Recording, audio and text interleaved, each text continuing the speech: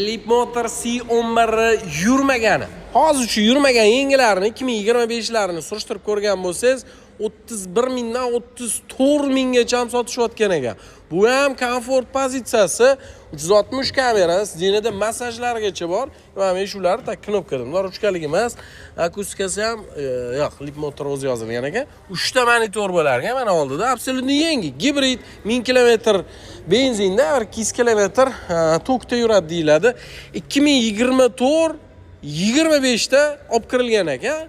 O'zi 24 ishlab chiqarilgan, 25 aprelda kirgan va yurmagan, absolutni yangi mashina. Srochniga 25950 dollarga baraka qilarsiz bo'ladi. Leapmotor C11 bosvoring bunaqa narxga yurmaganini mana shunaqa kimdir pul yetishgagina sotmasa topa olmaysiz jigar.